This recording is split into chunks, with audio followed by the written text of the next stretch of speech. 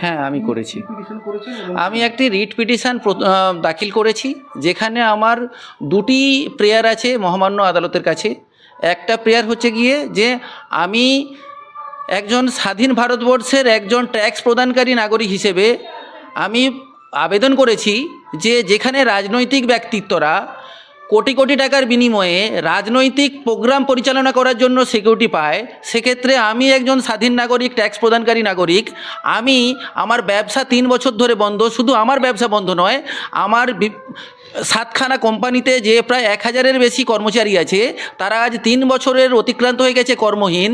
প্রশাসন নির্বিকার, কারণ প্রশাসনকে আমি তোলা দিতে নারাজ, প্রশাসন ঘুষ চায়, আমি দিতে নারাজ। সে কারণে আমার ব্যবসা ক্ষতিগ্রস্ত। আমার কোটি কোটি টাকার সম্পত্তি আজকে চুরি হয়ে গেছে, পুলিশ কোনো একটা সম্পত্তি রিকভারি করতে পারেনি। তাই আমার নিজের সম্পত্তি, নিজের ব্যবসা এবং নিজের জীবনযাপন করার জন্য উপযুক্ত সিকিউরিটি প্রয়োজন। আমি প্রশাসনের কাছে দ্বারস্থ হয়েছিলাম। সেন্ট্রাল হোম মিনিস্ট্রি থেকে আমার থ্রেট পারসেপশন অ্যাসেসমেন্ট করা হয়েছিল। সেন্ট্রাল হোম মিনিস্ট্রি তারপরে ফেডারেল স্ট্রাকচারে দোহাই দিয়ে এটা স্টেটের কাছে পাঠিয়েছিল। এরপর থেকে নবান্ন থেকে, হোম মিনিস্ট্রি থেকে একটা সিকিউরিটি অ্যারেঞ্জমেন্টের জন্য অর্ডার জেনারেট হয়েছিল। আমার দুর্ভাগ্য 1 বছর অতিক্রান্ত, রাজ্য সরকার না পুলিশ কেউই আমাকে কোনো সিকিউরিটি প্রোভাইড করেনি। ওরা নিজেরাই করাপশানে এতখানি লিপ্ত, নিজের তোলাবাজিতে এতখানি লিপ্ত, নিজেরা রাজনৈতিক কাজকর্মে এতখানি পুলিশ লিপ্ত যে আমাদের মতো সাধারণ মানুষ আজকে ডেটে কর্মহীন হয়ে বসে আছি। সেক্ষেত্রে পুলিশের কিছু করণীয় নেই, আমাদের ব্যবসা বন্ধ। সে কারণে আমরা নিজের জন্য ফোর্স চেয়েছি এবং আমরা জানি রাষ্ট্রের সীমাবদ্ধতা। আমার ব্যবসা পরিচালনা করার জন্য তো সরকার আমাকে সুরক্ষা দেবে না। সেজন্য আমি মাননীয় ডিস্ট্রিক্ট ম্যাজিস্ট্রেটের কাছে প্রেয়ার করেছিলাম আর্টস অ্যাক্টে, যে আমি আমার ব্যবসা পরিচালনা করার জন্য 1 লক্ষ পর্যন্ত সিকিউরিটি পার্সোনেল অ্যাপয়েন্ট করব এবং তাদের দ্বারা আমার ব্যবসা সুস্থভাবে পরিচালনা করব। কিন্তু আমার দুর্ভাগ্য, মাননীয় ডিস্ট্রিক্ট ম্যাজিস্ট্রেট মহাশয় 1 বছর অতিক্রান্ত হয়ে গেছে, আমার ওই প্রেয়ার এখনও রিজলভ করেননি। ফলে আমি আজ কর্মহীন হয়ে আজকে রাস্তায় রাস্তায় ঘুরছি, প্রশাসনের দ্বারস্থ হচ্ছি, কিন্তু কোনো রেমেডি পাচ্ছি না। তাই বাধ্য হয়ে আমি কোর্টের কাছে দুটো প্রেয়ার নিয়ে গেছি। একটা, আমার নিজের জন্য সেন্ট্রাল ফোর্সের প্রোটেকশান দেওয়া হোক। দ্বিতীয়, আমাকে আর্মস অ্যাক্টে আমি 1 লক্ষ পর্যন্ত যাতে সিকিউরিটি পার্সোনেল রিক্রুট করে আমার ব্যবসা সুস্থভাবে পরিচালনা করতে পারি, তার জন্য অনুমতি দেওয়া হোক। আপনার মূল অভিযোগটা কি? আমার মূল অভিযোগ হচ্ছে গিয়ে আমি আমার অন্যান্য ব্যবসাগুলির মধ্যে অন্যতম ব্যবসা হলো গিয়ে পরিবহন ব্যবসা। কিন্তু এই পরিবহন ব্যবসাতে করতে গিয়ে আমরা পদে পদে পুলিশি হয়রানির শিকার হই। আমাদের রাস্তায় যেসব গাড়ি চলে, প্রত্যেকটা মোড়ের মাথায় পুলিশ গাড়ি দাঁড় করিয়ে টাকা তোলে। আমরা যদি বালির ব্যবসাও করি, আমরা যখন বালি খাদান থেকে বালি নিয়ে আসতে চাই, খাদানে তৃণমূল আশ্রিত দুষ্কৃতীরা যে বালির দাম 30 টাকা, কোনো রিসিট না দিয়ে সেই বালি 70 টাকা পার সিএফটি জোরজবস্তি আদায় করে। তারপরে রাস্তায় যখন বালির গাড়িটা নিয়ে আসবো, রাস্তায় প্রত্যেকটা মোড়ে পুলিশ টাকা তোলে।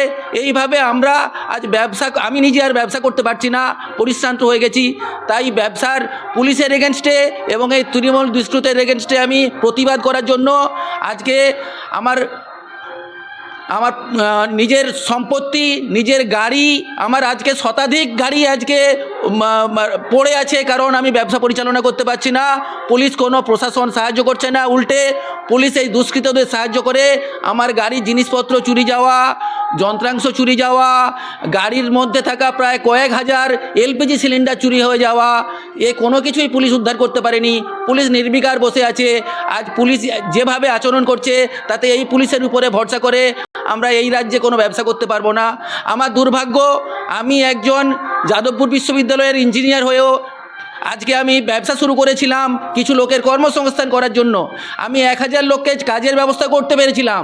দুর্ভাগ্য, এই সরকারের, এই পুলিশের এবং এই রুলিং পার্টির যে কুইড প্রো কো সিস্টেম, তোলাবাজি এবং কিছু দেওয়া নেওয়ার বিনিময়ে আমি রাজি না হওয়ার জন্য আজকে শুধু আমার জীবন বিপর্যস্ত নয়, আমার কোম্পানির 1000-এর অধিক কর্মচারীর জীবন আজকে ক্ষতিগ্রস্ত। সবাই আজ কর্মহীন হয়ে বসে আছে। প্রশাসন নির্বিকার, মাসের পর মাস, বছরের পর বছর চলে যাচ্ছে, কিন্তু কোনো সুরাহা পাচ্ছি না। শুধু এটাও নয়, আমি এই পুলিশের দুর্নীতির বিরুদ্ধে প্রতিবাদ করেছি। 2006 সালে মাননীয় supreme court of India Prakash Singh জাজমেন্টে পুলিশ রিফর্মের কথা বলেছিল। সেখানে বলা ছিল দুর্নীতিগ্রস্ত এবং যারা পুলিশ তার পরিসীমার বাইরে গিয়ে অত্যাচার করে তাদের এগেনস্টে প্রত্যেক জেলায় এবং রাজ্য স্তরে একটি পুলিশ কমপ্লেন অথরিটি হবে। আমাদের দুর্ভাগ্য, আমাদের সেই অর্ডারের 25 বছর পরেও আজকে সেই অর্ডার এক্সিকিউট হয়নি। আমি হাইকোর্টে গিয়ে, মহামান্য হাইকোর্টে গিয়ে ওই প্রকাশ সিং মামলার বেসিসে পুলিশ কমপ্লেন অথরিটি করার জন্য প্রেয়ার করেছিলাম, যে ক্ষেত্রে পুলিশের গায়েও লেগেছে এবং সরকারের গায়ে লেগেছে। সেই জন্য আজকে আমাকে পদে পদে হেনস্থা করা হচ্ছে। এই সরকারের আমলে কোনো ব্যবসা পরিচালনা করা যাবে না। এই সরকারকে তোলা না দিয়ে বা এই দুর্নীতিগ্রস্ত পুলিশ এবং রুলিং পার্টিকে তোলা না দিয়ে কোনো কাজই সুষ্ঠুভাবে করা যাবে না। আজকে সে বাধ্য হয়ে আমরা প্রশাসনের দ্বারস্থ হয়েছি এবং প্রশাসনের দ্বারস্থ হয়ে কোনো রাস্তা না পেয়ে আমরা সেন্ট্রাল হোম মিনিস্ট্রির দ্বারস্থ হয়েছি। সেখান থেকেও কোনো সুরাহা না পেয়ে আমরা আজ মহামান্য হাইকোর্টের কাছে উপস্থিত হয়েছি। আপনার নাম? আমার নাম সন্দীপ কুইলা। আপনি কি করেন? আমি একজন ছোটোখাটো শিল্পপতি। আমার 6-7খানা কোম্পানি আছে। দুর্ভাগ্য যে আজকে সবকটা কোম্পানি ব্যবসা বন্ধ হয়ে বসে আছে।